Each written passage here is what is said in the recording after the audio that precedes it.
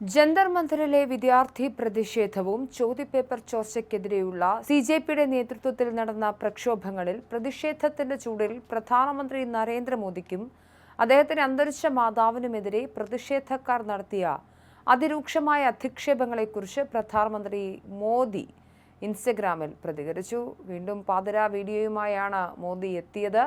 തനിക്കെതിരെ ഉയർന്ന ഈ അതിരൂക്ഷ അധിക്ഷേപങ്ങളോട് തികച്ചും അപ്രതീക്ഷിതവും എന്നാൽ വൈകാരികവുമായ ശൈലിയിലായിരുന്നു പ്രധാനമന്ത്രിയുടെ പ്രതികരണം. ഇൻസ്റ്റഗ്രാമിലൂടെ പുറത്തുവിട്ട പുതിയ വീഡിയോ സന്ദേശത്തിലാണ് തനിക്കെതിരെയും മാതാവിനെതിരെയും വിഷം ചീറ്റിയ യുവാക്കളോട് താൻ ക്ഷമിച്ചിരിക്കുന്നുവെന്നും അവർക്ക് മാപ്പ് നൽകുന്നുവെന്നും പ്രധാനമന്ത്രി നരേന്ദ്രമോദി വ്യക്തമാക്കിയത്. ഏതൊരു സംസ്കാര സമ്പന്നനായ സമൂഹത്തിനും ഒരിക്കലും അംഗീകരിക്കാൻ കഴിയാത്തതും അങ്ങേയറ്റം മോശവുമായ പദപ്രയോഗങ്ങളാണ് ജന്തർ മന്ദിറിൽ ഉയർന്നു കേട്ടതെന്ന് മോദി ഓർമ്മിപ്പിച്ചു. രാജ്യത്തെ മുഴുവൻ ജനങ്ങളും നേരിട്ട് കണ്ട ഈ സംഭവം വലിയൊരു ആഘാതമായിരുന്നു. എങ്കിലും ഇത്തരം അധിക്ഷേപങ്ങൾക്ക് കോപമോ പ്രതികാരമോ അല്ല മറുപടിയെന്നും അദ്ദേഹം കൂട്ടിച്ചേർത്തു. ചെറിയ പ്രായത്തിൽ കുട്ടികൾക്ക് തെറ്റുകൾ സംഭവിക്കുന്നത് സ്വാഭാവികമാണ്. വഴിതെറ്റിപ്പോയ ഇത്തരം വികൃതി കുട്ടികളെ കോടതി കയറ്റി ശിക്ഷിക്കുന്നതോ സമൂഹത്തിൽ അപമാനിക്കുന്നതോ വേട്ടയാടുന്നതോ അവരുടെ മനോഭാവത്തിൽ മാറ്റമുണ്ടാക്കില്ല.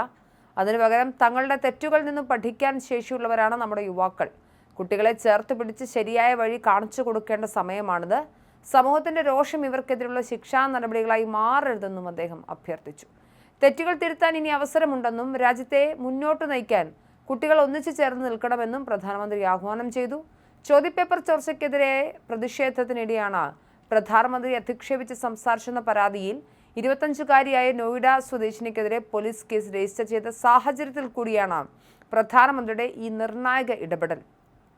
വഴിതെറ്റിയവരെ നേർവഴിക്ക് കൊണ്ടുവരുന്നത് പ്രയാസകരമായ ജോലിയാണെങ്കിലും അത് നാം ഏറ്റെടുക്കണം. താൻ ജീവിക്കുന്ന രാജ്യത്തെ യുവാക്കളുടെ ശോഭനമായ ഭാവിക്കും അവരുടെ സ്വപ്നങ്ങൾക്ക് വേണ്ടിയാണെന്നും അധിക്ഷേപം നടത്തിയവരോട് ക്ഷമിക്കാൻ താൻ ആഗ്രഹിക്കുന്നുവെന്നും സമൂഹവും ഇത് സഹിഷ്ണുതയോടെ സ്വീകരിക്കണമെന്നും അദ്ദേഹം തുറന്നടിച്ചു. വികൃതി കുട്ടികൾ ക്ഷമിച്ചു കളഞ്ഞേക്കാം എന്നാണ് അദ്ദേഹം പറഞ്ഞിരിക്കുന്നത്. അതേസമയം പ്രധാനമന്ത്രിയുടെ സമാധാന സന്ദേശത്തെ രാഷ്ട്രീയ തന്ത്രമെന്ന് വിളിച്ച് കടന്നാക്രമിക്കുകയാണ് പ്രതിപക്ഷം.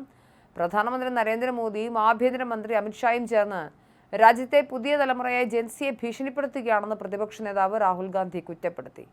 നിങ്ങൾ രണ്ടുപേരും ഇന്ത്യയുടെ ഭൂതകാലമാണെന്നും രാജ്യത്തിന്റെ ഭാവിയെ കൈകാര്യം ചെയ്യുമ്പോൾ വളരെയധികം സൂക്ഷിക്കണമെന്നും രാഹുൽ ഗാന്ധി സാമൂഹിക മാധ്യമങ്ങളിലൂടെ മുന്നറിയിപ്പ് നൽകി. ഭീഷണിയിലൂടെയോ FIRലൂടെയോ വിദ്യാർത്ഥികളുടെ വായടപ്പിക്കാൻ കഴിയില്ല.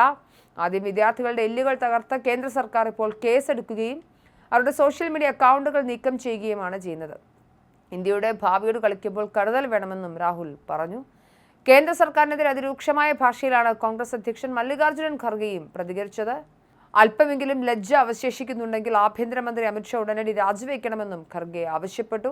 വിദ്യാർത്ഥികൾക്കെതിരെ ഒരു വിധത്തിലുള്ള പ്രതികാര നടപടിയും സ്വീകരിക്കില്ലെന്ന് ഉറപ്പിലാണ് പ്രതിഷേധം പിൻവലിച്ചത്.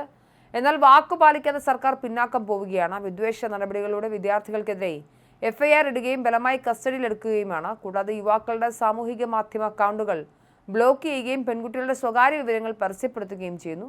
ഉത്തരവാദിത്തമുള്ള ഒരു പ്രസ്താവന പോലും നടത്താതെ ആഭ്യന്തരമന്ത്രി പാർലമെന്റിനെ പോലും അഭിമുഖീകരിക്കാതെ ധിക്കാരം കാണിക്കുകയാണെന്നും അദ്ദേഹം പറഞ്ഞു.